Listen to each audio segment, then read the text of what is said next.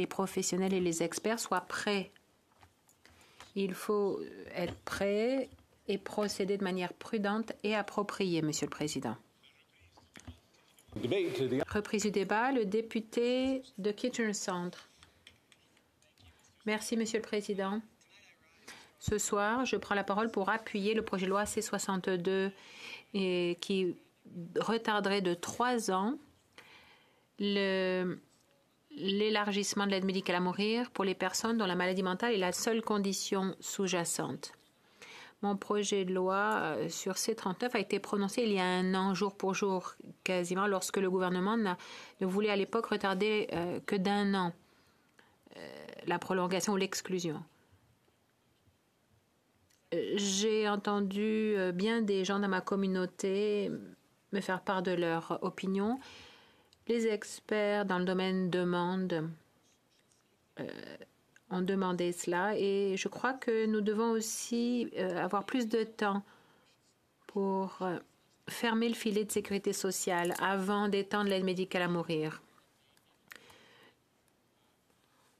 Il faut s'assurer que l'aide médicale à mourir ne soit pas élargie pour les personnes qui souffrent uniquement de problèmes de santé mentale. Le projet de loi de notre collègue, le projet de loi 314, aurait évité l'élargissement pour de bon. Mais le processus actuel qui nous a menés ici aujourd'hui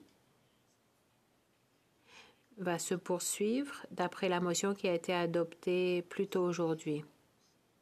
Ce qui montre que la Chambre des communes peut agir rapidement, peut avancer rapidement quand il y a une priorité urgente, comme c'est le cas ici avec la date butoir du 17 mars. C'est pas qu'on n'ait pas les outils législatifs, mais on a besoin de la volonté politique pour faire aboutir cela. J'appuie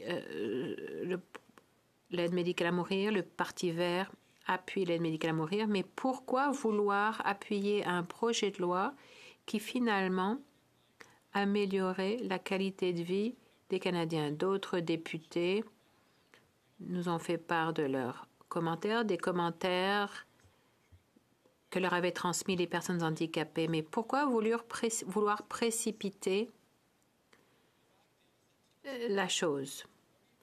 40% des personnes qui vivent dans la pauvreté au Canada sont des personnes handicapées. Certains vont vous parler d'un projet de loi adopté au mois de juin l'année dernière, mais cette prestation n'a pas encore été pleinement financée, on n'a pas négocié avec les provinces et les territoires quoi que ce soit. Donc aujourd'hui, une personne handicapée n'est pas mieux lotie qu'avant l'adoption de ce projet de loi. C'est honteux. En fait, c'est honteux que dans un pays aussi riche que le nôtre, qu'il y ait des personnes handicapées qui continuent de vivre dans un état de pauvreté légiférée. La Chambre des communes pourrait choisir d'agir de façon urgente pour mettre fin à la pauvreté des personnes handicapées. On est en train d'agir vite à l'heure actuelle pour répondre à la date butoir du 17 mars. La Chambre des communes devrait aussi aborder un des problèmes sous-jacents, le manque de soutien en matière de santé mentale. Lors de la dernière campagne électorale, le Parti libéral avait promis à l'époque une prestation pan-canadienne pour la santé mentale, le transfert de 4,5 milliards de dollars. C'était l'engagement qui avait été pris. Ça ne faisait pas partie d'un accord sur la santé comme actuellement. Nous voulons tous que nos soins de santé soient offerts de manière complète, mais c'est peut-être plus utile d'avoir des accords de financement plus précis pour qu'on demande des comptes. Pour la santé mentale, ce n'est pas le cas. La santé mentale est un des 4 volets de ces accords fédéraux provinciaux. Et donc, c'est aux provinces, et on ne sait pas quelle est la reddition de compte. Est-ce que l'argent va vraiment être investi directement dans la santé mentale? Dans le budget cette année, on pourrait voir le gouvernement indiquer plus clairement les choses et dire on voudrait clairement financer la santé mentale. Ainsi, on pourrait améliorer la qualité de vie des Canadiens, des personnes de ma communauté qui attendent sur des listes d'attente pour avoir accès à un professionnel de santé mentale. Si on voulait vraiment agir aussi rapidement qu'ici, eh bien, si on voulait agir dans d'autres dossiers, eh bien, on pourrait intervenir plus rapidement pour faire face à la crise du logement. Nous savons que les outils parlementaires sont disponibles, nous pouvons le faire, mais dans ma communauté, un rapport a été publié aujourd'hui où on fait état de personnes qui vivent dans des camps. Dans ma communauté, le nombre de personnes qui vivent dans des refuges a triplé au cours des 3 dernières années. On ne devrait pas être dans ce genre de situation, mais vous savez pourquoi c'est le cas? Eh bien, à l'heure actuelle, pour chaque nouvelle unité de logement abordable qui est construite, eh bien, on perd 15 unités à cause de la financialisation du logement.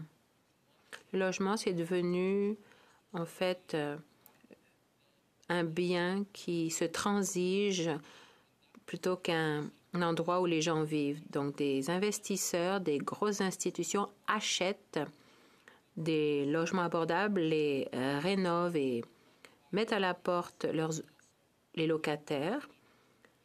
Je ne crois pas qu'on en serait ici si le gouvernement et si le Parlement prenaient plus au sérieux la question et voulaient vraiment résoudre la crise du logement que nous vivons actuellement. Le fait est qu'après 30 ans de sous-investissement, nous sommes en queue de peloton du G7 pour ce qui est du parc de logements sociaux. 3,5% est alloué au logement social. Même si on doublait le nombre de logements sociaux, on ne serait que au milieu du peloton du G7. Ça veut dire qu'après 30 ans de sous-investissement, de sous-financement dans toutes les communautés, partout au Canada, il y a des gens, je pense à des gens à qui j'ai parlé en fin de semaine, une infirmière qui me disait qu'elle n'avait plus les moyens de vivre dans sa communauté à cause du coût de son logement. Ça veut dire que, bon, que ce soit un enseignant, que ce soit une personne de métier ou un infirmier ou une infirmière, nous nous retrouvons avec une génération tout entière qui a des problèmes de logement. Pourquoi? Eh bien, dans ma communauté, si on remonte à 2005, eh bien, le coût a augmenté par rapport à 2005 de 275%, alors que les salaires, les revenus n'ont augmenté que de 42%. Si on voulait vraiment réparer le filet de sécurité sociale, si on voulait agir aussi rapidement qu'on le fait aujourd'hui pour répondre à la date butoir du 17 mars, on pourrait agir. On pourrait financer la construction de logements.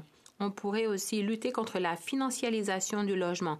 Les institutions, ces investisseurs ont voulu s'en mettre plein les poches le plus rapidement possible sur le dos des gagnes petits de ma circonscription. Alors oui, je vais appuyer C62 et je crois que nous avons l'occasion de faire remarquer que le Parlement est capable d'agir rapidement quand c'est nécessaire. Alors il y a la crise du logement, la crise de la pauvreté et la crise de santé mentale. Le gouvernement et le Parlement devraient agir beaucoup plus rapidement dans ces dossiers. Je remercie le député. Comme il est